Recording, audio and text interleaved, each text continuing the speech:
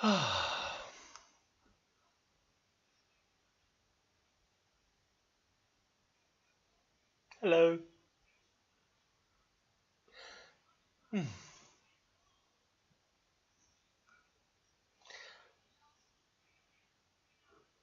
Are you sitting comfortably? Then I'll begin. Yes, a bit drunk today. I've had 4 cans of Grumpy Jack, so yeah, I'm quite tired. I'm gonna do the usual stuff that I do in my vloggy.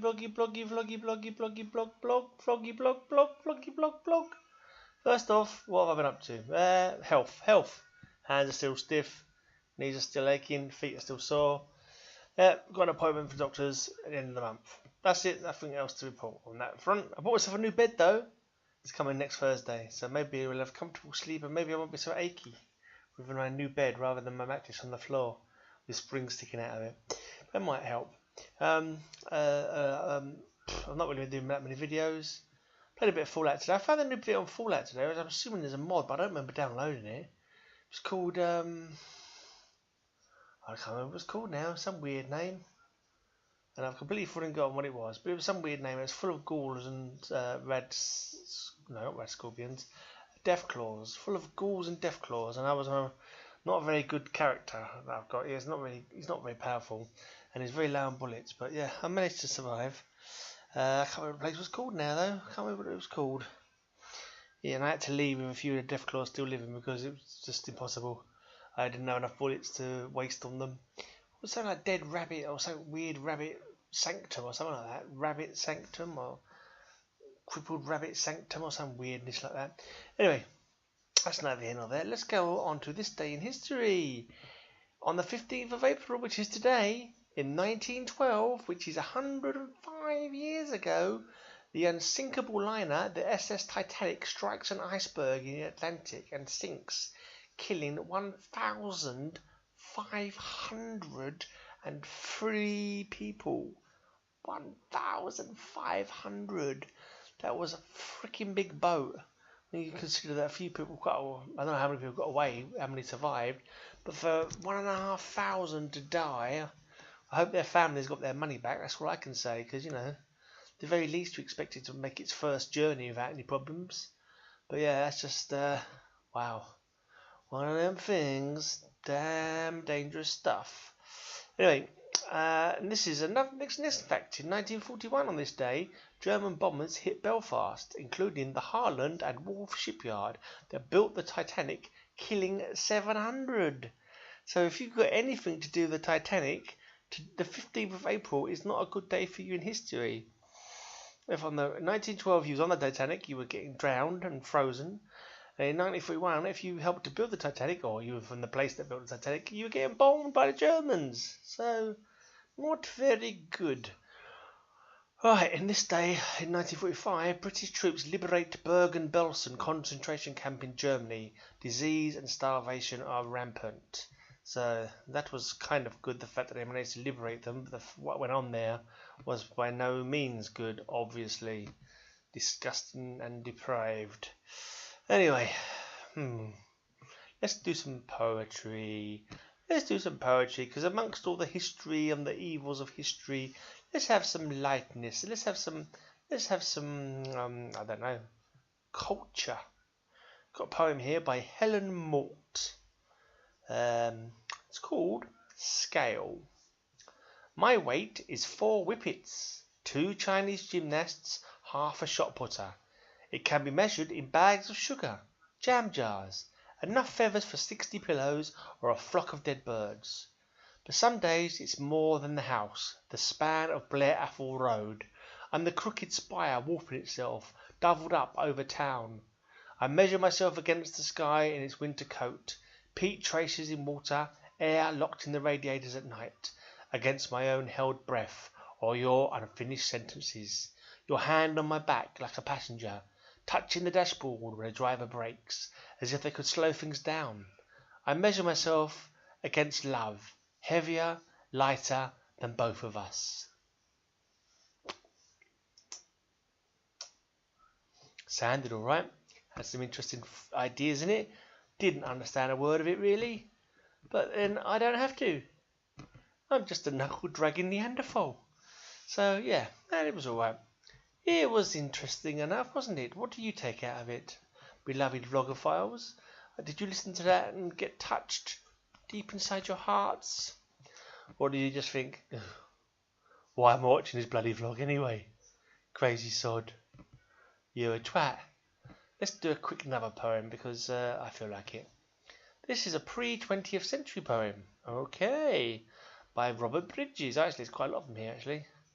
I think this must be some short poems. Oh, let's do a few short poems in pre-20th century, apparently.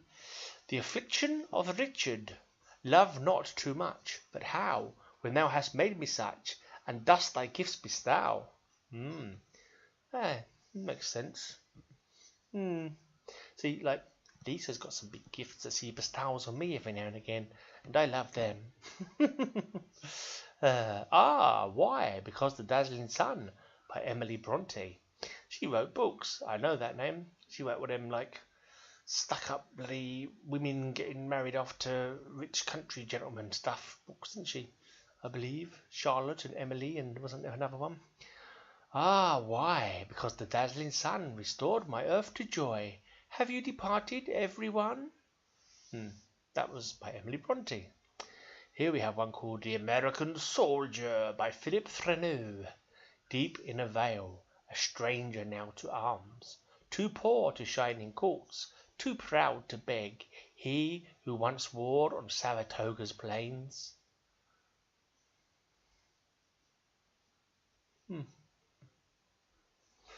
This is another one of those ones like, what? By George Gascoigne. And it's called And If I Did, What Then? And if I did, what then? Are you aggrieved, therefore? The sea have fish for every man?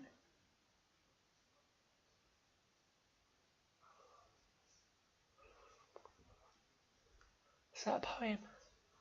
Is that a poem? It's a couple of sentences strung together with like a sentence at the end that stops without actually meaning anything or saying anything. I hope these people don't get paid for these kind of poems. What do I know? I'm just a Philistine.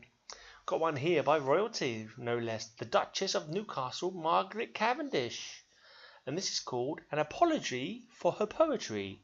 So don't expect much out of this because she's apologising for it in the actual title of the poem. I language want to dress my fancies in. The hair's uncurled, the garments loose and thin. Had they but silver lace to make them gay?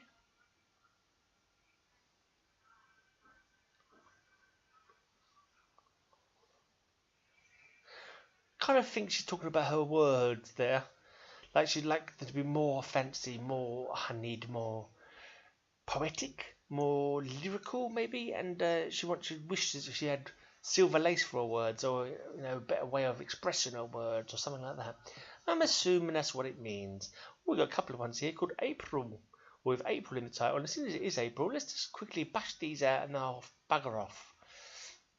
April Love by Ernest Dowson. We have walked in love's land a little while. We have learnt his lesson a little while. And shall we not part at the end of day?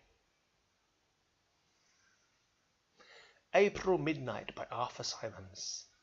Side by side through the streets at midnight, roaming together through the tumultuous night of London.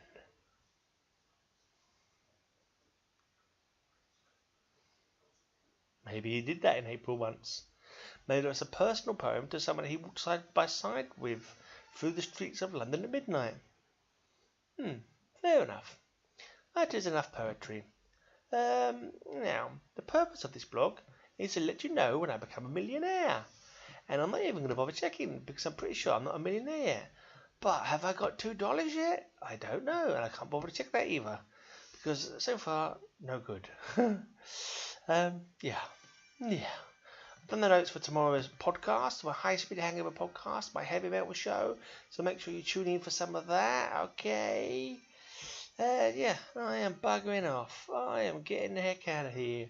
Thanks for watching my bloggy bloggy bloggy bloggy blog bloggy bloggy bloggy blog bloggy bloggy bloggy blog blog blog blog bloggy bloggy bloggy bloggy bloggy bloggy bloggy bloggy blog bloggy bloggy bloggy blog blog blog blog blog blog blog blog blog blog blog blog bloggy bloggy blog blog blog blog blog blog blog blog blog blog.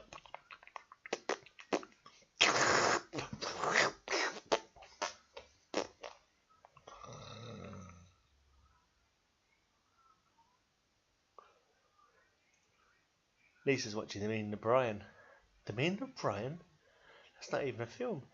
I was getting The Meaning of Life and The Life of Brian mixed up there. Both good Monty Python films, but I'm not sure how they'd work hand in hand with each other as The Meaning of Brian. The Meaning of Brian or The Life of Life. Yeah, that would work, wouldn't it? No, it would not work. I am talking nonsense. Right, I've overstayed my welcome on your YouTube, on your watching stuff. I will leave you with this awesome piece of wisdom that I'm going to invent on the spot. No, I'm not. I'm going to look up quote of the day. I will give you a quote from this quote of the day. Quote of the day. Oh, it's so exciting. A happy family is but an earlier heaven.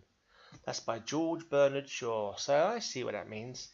So basically, if you're happy with your family, it's like being on heaven on earth. Cool. I suppose for some people it could be like hell on earth. Here's a quote of the day from Ethel Barrymore. You grow up the day you have your first real laugh at yourself. Okay. So if you don't think you've grown up yet, have a look in the mirror. Jiggle your wobbly bits in the front of the mirror and have a jolly good laugh at it. Yes. This is a quote by Pearl Bailey. What the world really needs is more love and less paperwork. No, I don't believe it. I think what the world needs is more people watching my videos so I can become a millionaire. Yay! Right, I'm off. I'm going to upload this crap. Thanks for watching again.